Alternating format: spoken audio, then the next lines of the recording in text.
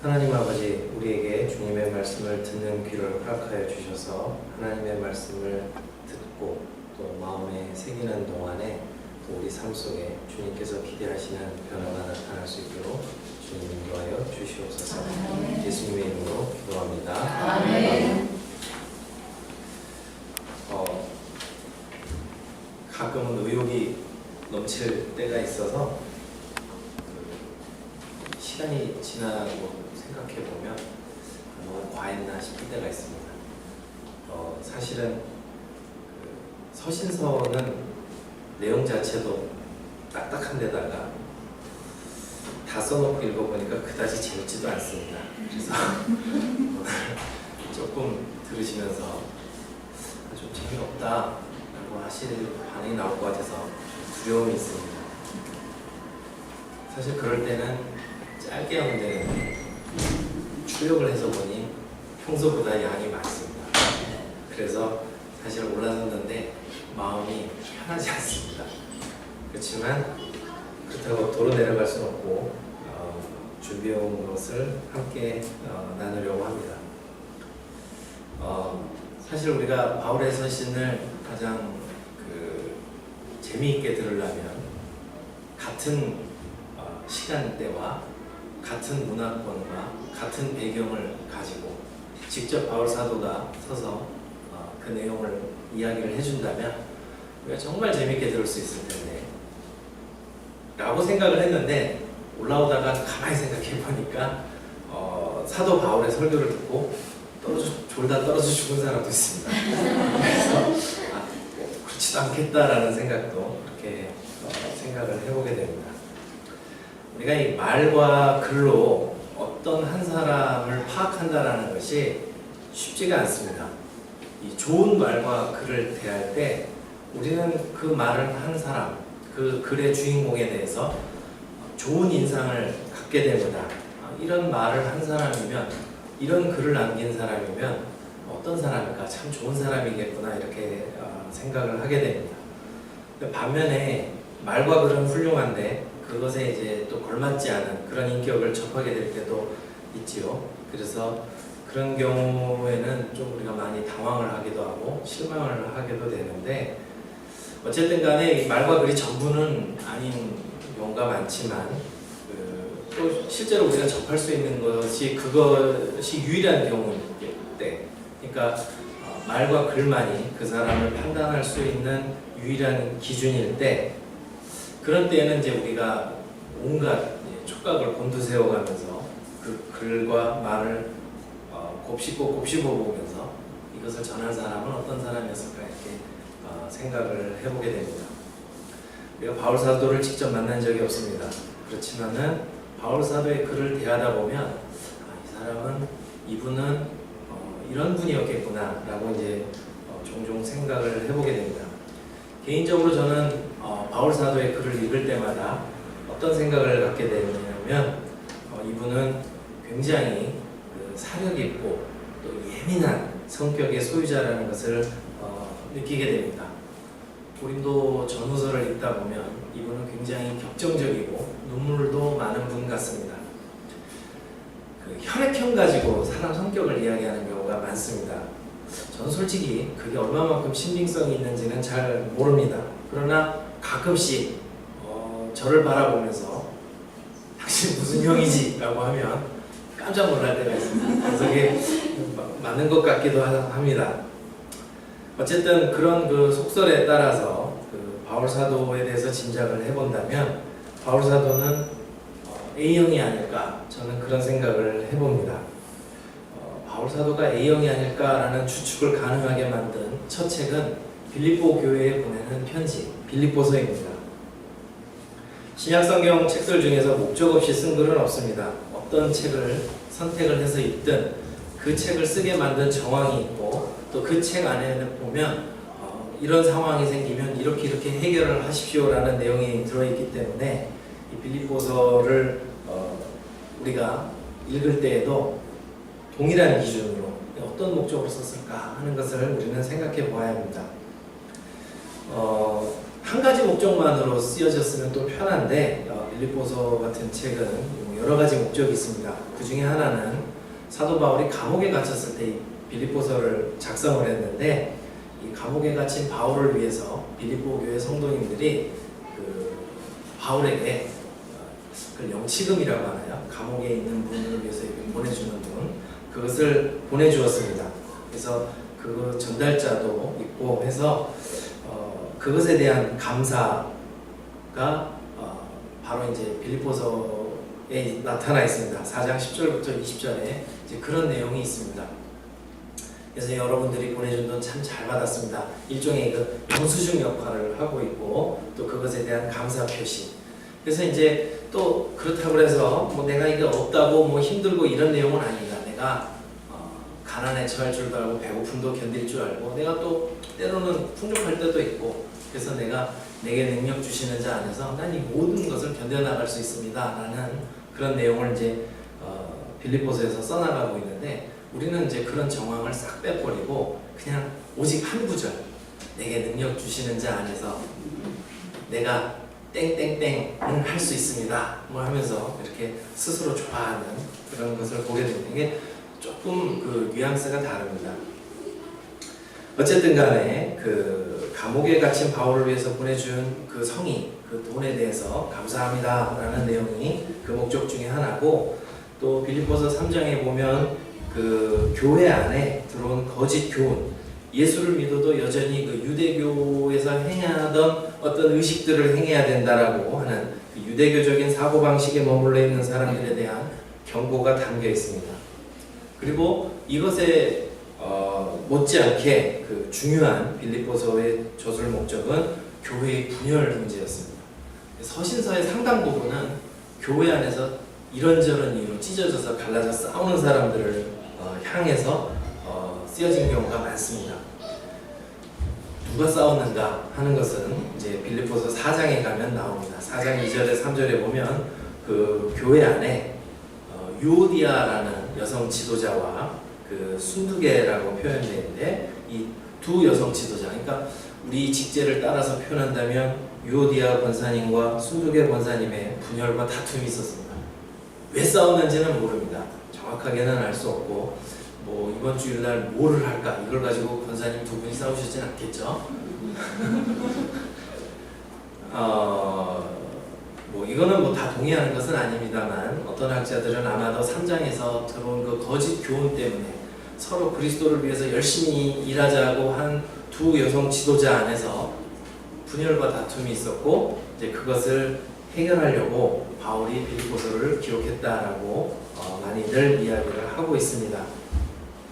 근데 재미있는 것은 바울은 항상 어떤 그 문제에 접근할 때 대놓고 그 문제를 처음에 딱 꺼내놓고 그냥 확 터뜨리는 이 불같은 성격의 소유자가 아니라, 굉장히 사력 있게 앞에서부터 조금씩 그 문제를 노출시켜가면서 여러 번 생각할 수 있도록 이렇게 접근을 해나가는 것을 볼 수가 있습니다. 그래서 빌립보서 1장부터 보면 굉장히 이 분열의 문제를 빙빙 돌려서 이야기를 해나가는 것을 보게 됩니다. 그래서 여러분들은 합심해서 한 뜻으로 서서 뭐 이런 이야기들, 뭐 내가 감옥에 갇혔는데 어떤 사람들은 뭐 시기심과 다툼으로 복음을 전하기도 하고, 어떤 사람은 선한 뜻으로 전하는데, 뭐가 됐든 그리스도만 전파되면 나는 그것으로 족합니다. 사실은 그 이야기 속에는 바로 그 분열과 시기와 다툼으로 싸우고 있는 두 여성 지도자에 대한 이야기가 4장에 전제돼서 1장에서 빙에 둘러서 이렇게 표현하는 것을 보게 됩니다. 그리고 나서 2장에 가면은 예수님은 어떤 분이신지 그리스도의 마음을 한번 여러분들이 깊이 생각하고 가슴속에 품어보십시오. 그분은 하나님과 동등한 분이시지만 자기를 낮춰서 주기까지 하나님 앞에 순종하신 분이십니다 라는 그 교회에 잘 알려진 찬송가를 바울이 소개를 하고 있습니다. 그러니까 계속 4장에서 어쨌든 하고 싶은 이야기는 있는데, 직접적으로 얘기하면 오히려 상처가 되고 싸움만 더 커질까봐 이야기를 빙 돌려서 내 주변에 이런 사람들이 있었는데 어쨌든 나는 가만히 보면 그래도 예수님이 전파되는 거 보니 나는 행복합니다. 예수님을 한번 깊이 생각해 보십시오. 그분은 항상 자기를 주장하지 않고 자기를 죽기까지 낮추시던 아주 겸손한 분이셨습니다.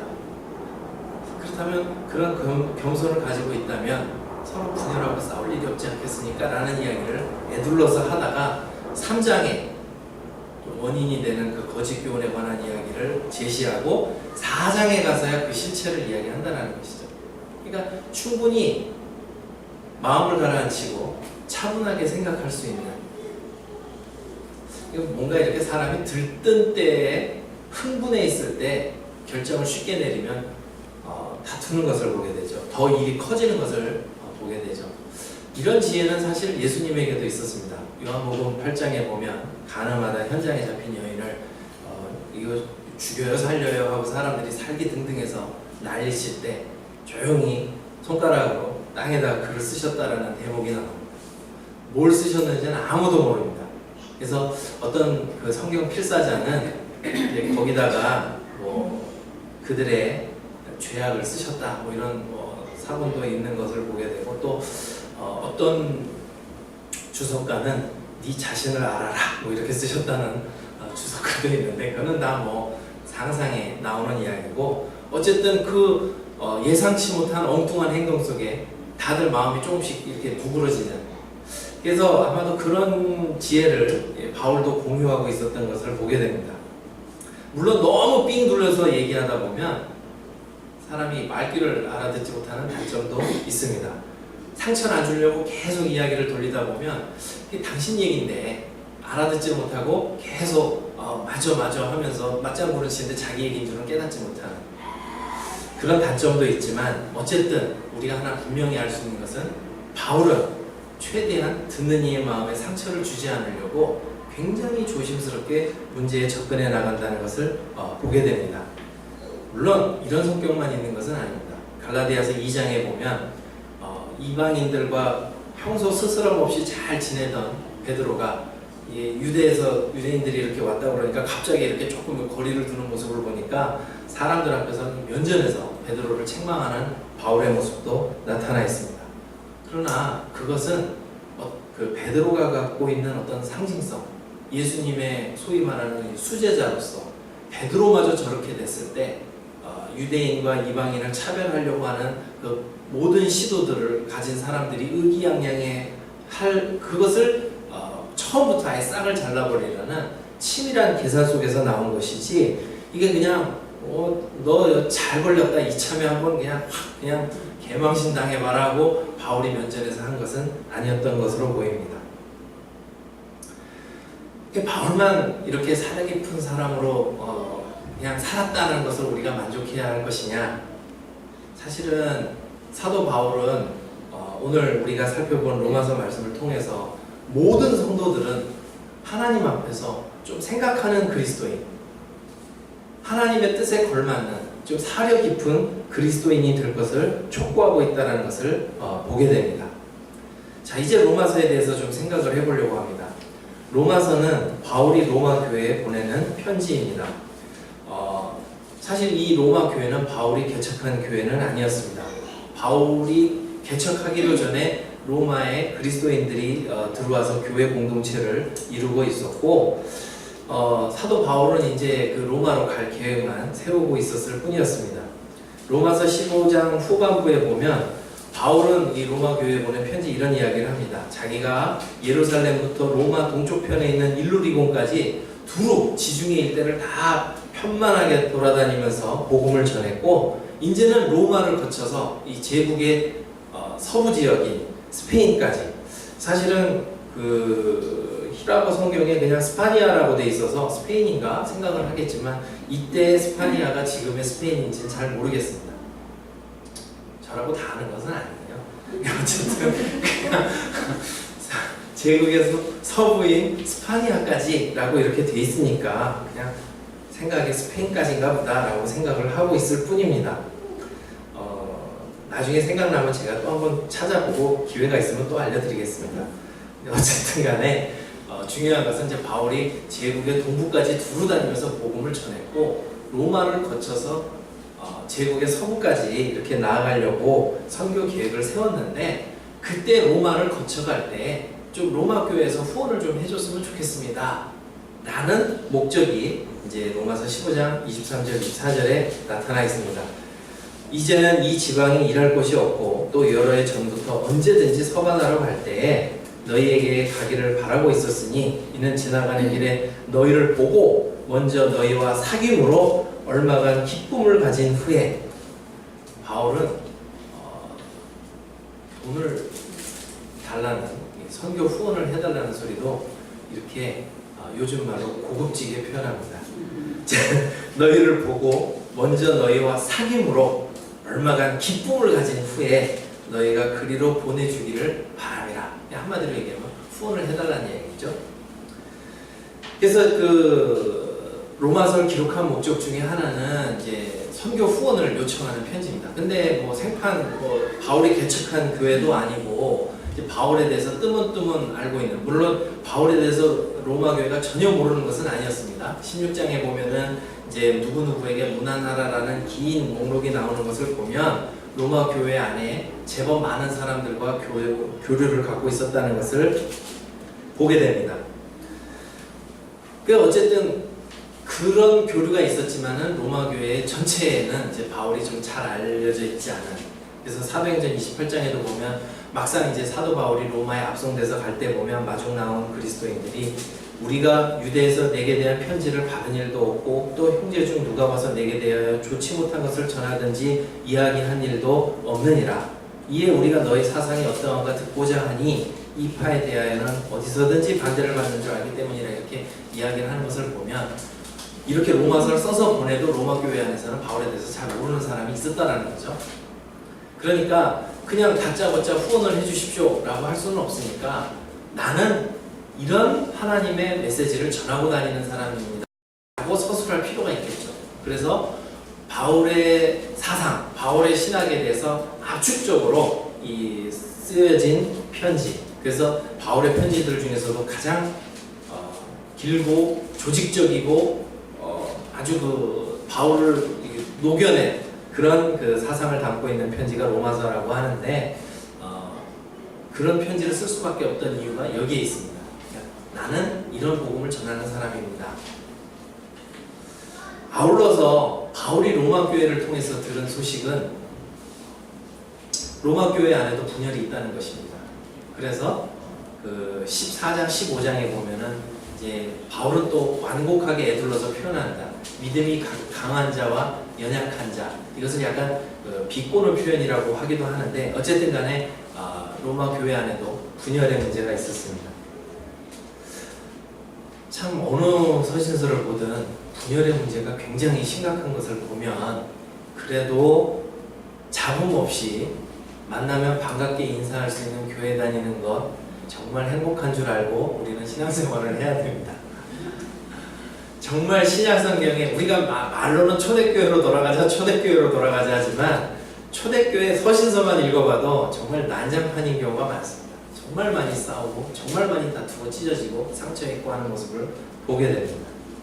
그래서 혹시 나중에 교회 안에서 또 사람으로 인해서 상처를 받게 되더라도 이거는 뭐 우리만 겪는 일이 아니구나 라고 좀 마음을 굳건히 하실 필요가 있습니다.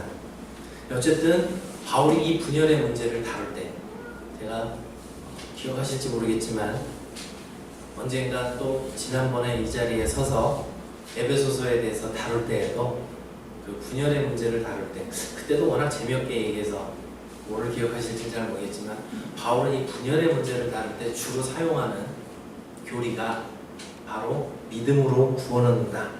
한자로 이신칭이라고 하죠. 믿음으로 말미암아 의롭다함을 받는다라는 이 교리를 내세운다고 말씀을 드린 적이 있습니다. 한문으로 이야기할 때는 뭔가 좀 폼나게 막 중국말로 이야기하면 멋있을 텐데 제 중국말에 대해서는 아는 게 없습니다. 그래서 그냥 이신칭 믿음으로 말미암아 구원 얻는다. 이것을 통해서, 왜냐하면 우리가 다 예수 믿음으로 구원 얻었기 때문에 모든 인간 조건이 뭐 크게 의미가 없다라는 이야기죠. 유대인이든 이방인이든. 그래서 어김없이 바울은 로마서에서도 이 이신칭에 대해서 길고 자세하게 서술을 합니다. 그것이 바로 이제 그 전반부 1장부터 11장까지 내용입니다. 어쨌든 이러한 그 선교적 후원해 주세요라는 선교적 또 신학적 내가 누굽니다라는 신학적 그 다음에 교회의 분열을 치유하기 위한 목회적 동기 위에서 바울은 로마서를 길고 자세하게 써내려갔고 그 이론은 그것의 토대가 되는 이론은 1장부터 11장까지 사도 바울이 아주 자세하게 써놓았습니다. 우리가 은혜로 믿음으로 말미암아 구원을 얻었습니다. 그래서 1장부터 11장까지가 바로 이 로마서의 전반부 이론편이라면 12장부터는 바로 이 믿음으로 구원은 우리가 앞으로 어떻게 살아가야 할 것인가 하는 이 실전편에 해당하는 내용이 이제 12장부터 16장까지의 내용이라고 할 수가 있습니다. 바울 사도는 실전편을 서술하면서 그 서두를 오늘 본문 말씀으로 시작을 합니다. 그러므로 형제들이여 내가 하나님의 모든 자비하심으로 너희를 권하노니 여기 모든 자비하심으로 라는 이 표현에는 바로 1장부터 11장까지의 내용을 함축적으로 표현합니다. 여러분들이 은혜로 구원을 받았기 때문에 라는 그 말을 모든 자비하심으로 라는 말로 압축해서 표현을 하고 있습니다. 모든 자비하심을 통해서 모든 자비하심을 기초로 해서 여러분들에게 이제 권면하는데 여러분들은 여러분들의 몸을이라고 했다고 해서 뼈와 살로 구성된 우리의 몸뚱아리를 지칭하는 표현이 아닙니다. 여러분들의 전 존재를 하나님께서 기뻐하시는 거룩한 산 제사로 드리십시오 라고 바울은 소개하고 있습니다. 여기 이제 거룩한 산 제사라는 이 표현에서 이 살아있는 제물로 자신을 드리라는 이 표현은 당시 이제 이방 세계에서나 유대교에서는 동물 제사가 많이 있었으니까요. 그냥 신에게 각각의 신에게 또 유대교에서는 하나님에게 이제 동물을 죽여서 그 생명을 죽여서 피를 뿌리고 제단에 뿌리고 불태우던 그런 그 희생제의가 있었는데 이제 그런 제물이 아니라 이미 로마서 3장 25절에 하나님께서 예수의 피를 통해 믿음으로 말미암는 화목제물로 세우셨다라고 이제 바울이 선언했기 때문에 이제는 그런 동물 제사가 아니라 그 예수의 피의 기초에서 예수를 통해 보여주신 하나님의 은혜의 기초에서 성도들은 자신의 전 삶으로 하나님 앞에 총체적인 헌신을 해야 한다고 바울은 이야기하고 있는 것입니다. 그리고 나서 이것을 뭐라고 한마디로 표현하냐면 이는 너희가 드릴 영적 예배니라 라고 이렇게 표현을 합니다. 이 영적 예배라는 표현에 대해서 오늘 좀 이제 생각을 해보려고 했던 것입니다. 이 영적이라는 말, 오늘 우리 한국 교회에서는 이 영적이라는 말은 어떤 의미로 사용되고 있습니까? 대부분 영적이라고 하면 우리의 경험의 영역을 초월한 신비로운 어떤 것을 지칭할 때가 많이 있습니다. 그렇지 않나요? 저분은 되게 영적이에요 라고 하면 어떤 의미죠? 뭔가 이렇게 기도도 많이 할 것 같고 말 한마디를 해도 뭔가 색다른 그런 말을 할 것 같고 뭔가 이게 내가 생각하지 못한 저 바깥에 무엇을 가진 그런 의미.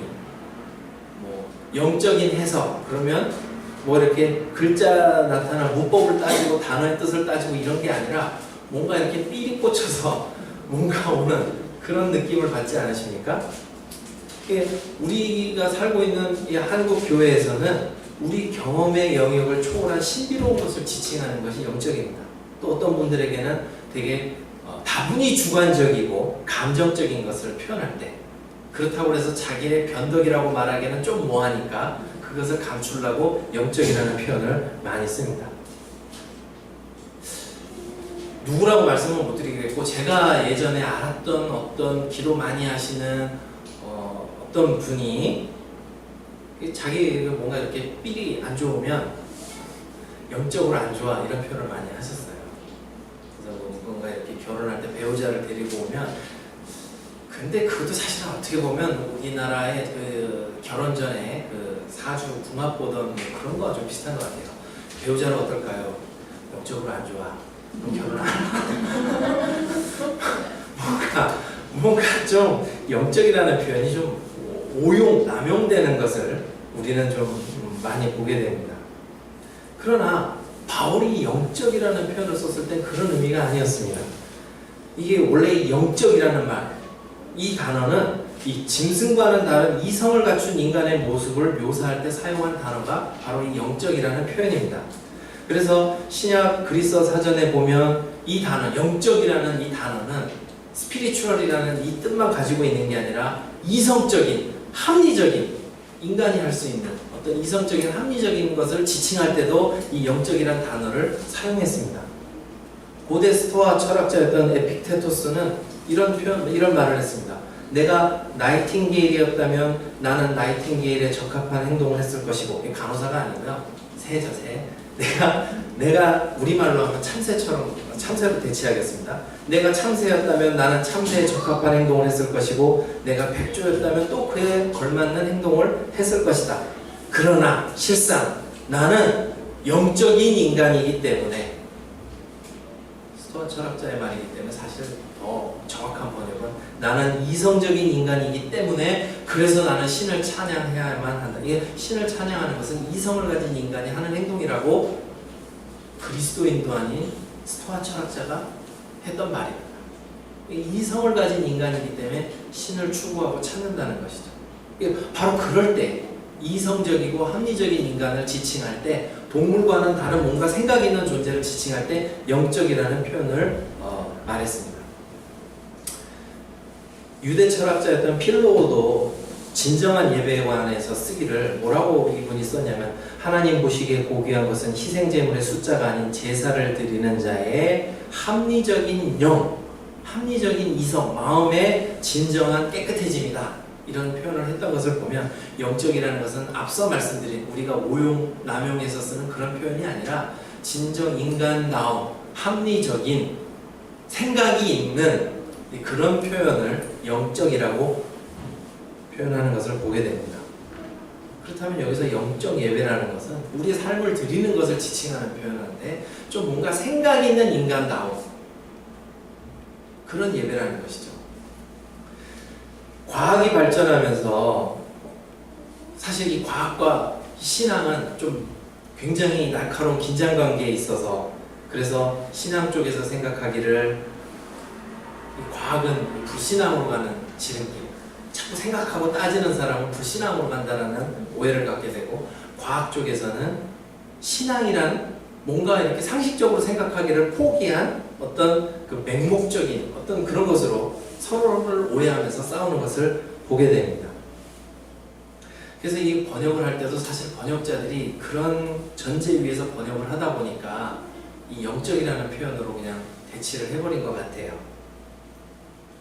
왜냐하면 너무 우리가 생각하고 따지는 것만이 신앙은 아니기 때문에, 전 존재로 드리는 것이기 때문에 영적으로 번역하는 게 좋겠다. 합리적, 이성적 이런 단어가 있지만 이 단어가 좋겠다라고 번역을 했는데, 문제는 이것으로 말미암아서 우리가 신앙생활에 대해서 어떤 오해를 갖게 됐냐면, 신앙생활은 묻지도 따지지도 않는, 그저 듣고 아멘 아멘 하고 시키는 대로 하고, 그냥 머리를 이렇게 한 주간 차곡차곡 쌓아왔던 내용들을 그냥 예배를 통해서 싹 비워내버리고 진공상태로 가버리는 것을 진정한 신앙으로 오해하는 이들이 많아졌다는 것입니다. 그러나 적어도 바울이 기술한 영적 예배의 본질은 생각하는 데서 출발합니다. 바울은 하나님의 은혜로 구원 얻은 백성들의 삶을 영적 예배를 드리는 삶, 곧 전 존재로 드리는 합리적인 헌신의 삶으로 규정하면서 이것을 2절에서 부연 설명합니다. 어떻게 부연하냐면, 그것은 바로 이 세상의 질서와 사고방식, 가치관을 따르지 않고 변화를 받는 것이라고 이야기를 하고 있습니다.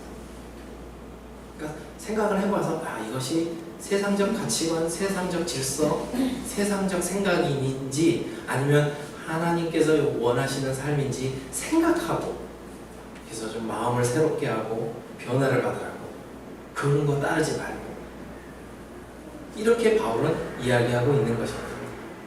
따라서 어떻게 우리가 변화를 받을 수 있습니까? 물론 이것도 신앙적으로 생각한다면 우리는 하나님의 은혜와 성령님의 역사를 통해서 변화를 받습니다만, 그러면 그걸 위해서 기도해야 되지 않습니까? 물론 기도해야 됩니다. 그렇지만 생각하는 것을 포기하라는 이야기는 아닌 것입니다. 적어도 오늘 우리가 보았던 본문 속에서는 굉장히 많은 이성적 활동이 여기에는 들어가 있습니다. 먼저 바울은 앞서 이야기한 것처럼 하나님의 모든 자비하심으로 건면한다고 했습니다. 하나님께서 우리에게 베푸신 어떤 은혜가 있는지, 그리고 그 은혜를 통해서 하나님이 요구하시는 것이 무엇인지를 우리가 생각할 때, 그러니까 결국 우리가 일단은 잘 배워야 한다는 것이죠. 예수께서 하신 일이 무엇인지, 우리에게 기대하시는 삶의 기대치가 어딘지 우리는 잘 배워야 한다는 것입니다. 로마서 10장 17절에서도 바울은 이야기합니다. 믿음은 들음에서 나며 들음은 그리스도의 말씀으로 말미암는다. 잘 듣고 배워야 합니다. 알아야 면장을 한다라는 이야기를 저는 어제 설교 준비하다 처음 알았습니다. 알아야 면장을 한다는 게 무슨 뜻입니까? 다들 그냥 웃고 계시니까 그냥 제가 솔직하게 제 얘기를 까본다면, 저는 알아야 면장을 한다는 것은 적어도 면장님을 하려면 알아야 한다는 것을 알고 있었습니다. 제가 살고 있는 곳이 경기도 광주시 오포읍인데 처음 이사 갈 때는 경기도 광주군 오포읍이었습니다. 오포면. 그래서 여기서 면장을 하려면 알아야 하는 줄 알았습니다. 근데 그게 찾아보니 그게 아니라 면장님을 하려면 알아야 된다는 뜻이 아니고, 이게 논어에서 유래한 말이라고 합니다. 그래서 또 어젯밤에 집에 한 권 있는 논어를 또 뒤적뒤적해서, 양화편 8장에 이런 이야기가 있습니다. 공자님께서 아들 백어에게 너는 시경을 공부할 때 주남과 소남을 공부해야 돼. 그래서 주남과 소남이 아직 저는 뭔지 모릅니다. 그래서 저는 참 답답하죠. 주남과 소남을 공부하지 않으면 마치 담장을 마주하고 있는 것처럼, 담장할 때 장자와 마주한다의 면자더라고요. 그래서 어떤 진전도 이룰 수 없을 것이다. 그러니까 알아야, 원래는 면장이 아니라 면장이에요. 담벼락을 마주하는 그 상태를 피할 수 있다 해서 면장에서 줄임말이 알아야 면장을 한다는 뜻이라고 합니다. 이것도 역시 뭔가 중국말로 하면 멋있을 텐데 이럴 때 참 한계를 많이 느낍니다. 어쨌든 간에 그리스도인들이 그리스도인답게 살려면 알아야 합니다. 열심히 배워야 하고, 열심히 읽어야 하고, 열심히 들어야 합니다. 아는 게 없으니 재미도 없고, 아는 게 없으니 찾아오는 게 잠입니다. 그리고 나서 정말 영적이라고 하면서 마음대로 행하는 것을 보게 됩니다. 그래서 영적 예배의 삶의 첫걸음은 잘 배우고 잘 알아야 합니다. 다른 두 가지는 2절에서 바울이 언급하는데, 그것은 하나님의 마음, 하나님의 은혜가 역사하는 통로로서의 마음의 갱신, 마음을 새롭게 함으로 변화를 받으라고 그러죠. 마음의 갱신이 필요하다는 것입니다. 뭔가 새롭게 접근할 필요가 있어요. 내가 기존에 알고 있었던 거, 당연하다고 생각했던 거, 한 번쯤은 이게 진짜 하나님께서 원하시는 뜻이었나? 한 번쯤은 뒤엎을 수 있는 용기가 있어야 한다는 것입니다. 사실 지난주에 우리 목사님께서 이 낯설게 하기에 대한 말씀을 하셨죠. 우리가 사실 성경 읽을 때 100독을 200독을 해도 변화가 없는 이유 중에 하나가 뭐냐면, 그냥 아는 내용 그냥 확인하고 넘어가는 거예요. 깊이 있게 찾아보진 않고 마태복음 1장 조건에 그냥 쭉 한번 넘어가고, 그런 식으로 읽으니까 그냥 많이 읽어도 변화가 없어요. 맨날 읽어서 페이지 수는 넘어가는데 하얀 건 종이요 까만 건 글씨니라 이러면서 넘어가니까 뭐 아무리 100번, 200번, 뭐 1000번을 읽어도 그 안에 뭔 내용이 있는지도 알지 못하고 깊이 생각하지도 않고, 마음을 새롭게 하는 필요합니다. 의례껏 해오던 일을, 이게 진짜 하나님께서 기뻐하시던 일입니다. 이신칭의를 말하면서 정말 분열하고 다투는 게 맞는 것인가? 예수를 믿으면서도 세상의 자랑으로 가득 차서 예수를 잘 믿었더니 우리 자녀가 좋은 학교에 가고 좋은 직장을 얻고 많은 부를 축적해서 살고 있습니다 라고 자랑하는 것이 과연 하나님께서 기뻐하시는 것일까? 우리는 마음을 끊임없이 새롭게 해야 하는 것입니다. 내가 기존에 들어오던 것이 정말 맞는 것이었던가?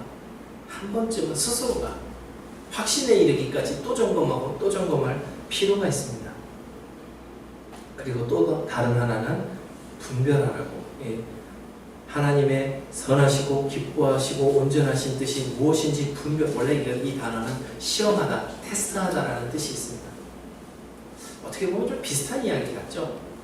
마음을 새롭게 하면서 정말 하나하나 검증해 가면서 삶 속에서 좀 입증해 가면서 우리의 삶을 들여갈 때 그것이야말로 하나님께서 기뻐하시는 예배고 우리의 전 삶을 드리는 예배라고 바울은 이야기합니다. 제가 신앙생활을 하면서 많이 들어왔던 이야기는 무조건 순종이었습니다. 잘하면서.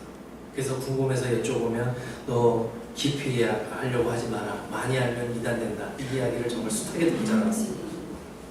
그러나 이것은 인간들의 기후일 뿐 성령의 역사는 생각하는 그리스도인들을 통해서 진행이 됩니다.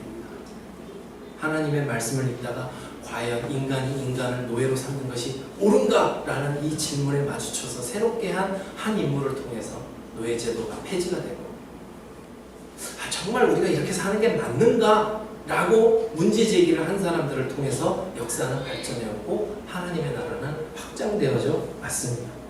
끊임없이 묻고 생각하고 고쳐가는 것이 그리스도인의 삶이지 그냥 이만하면 여기가 좋사오니 하고 안주하는 것은 바로 성령께서 역사하시는 통로를 가로막는 삶이라는 것입니다.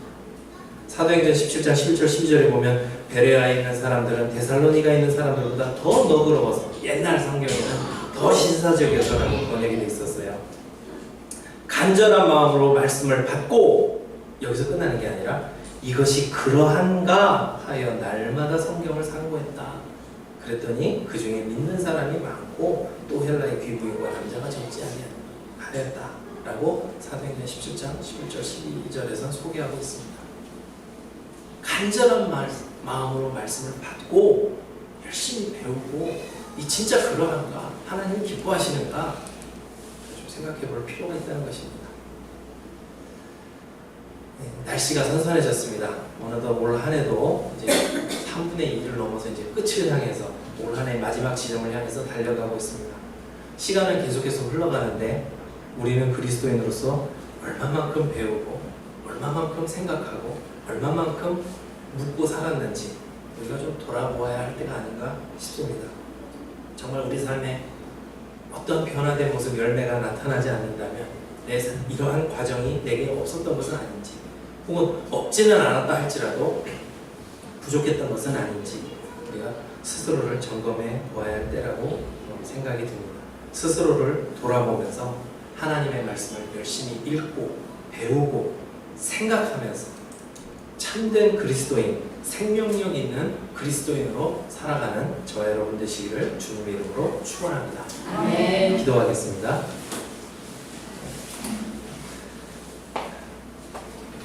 하나님 아버지, 안주하는 삶을 살지 않도록 도와주시옵소서. 끊임없이 주님 안에서 배우고 묻고 생각하는 삶이 되게 하여 주시옵소서. 그리하여서 주님께서 기뻐하시는 우리의 전 존재를 드리는 그러한 삶이 되게 하여 주시옵소서. 예수님 이름으로 기도합니다.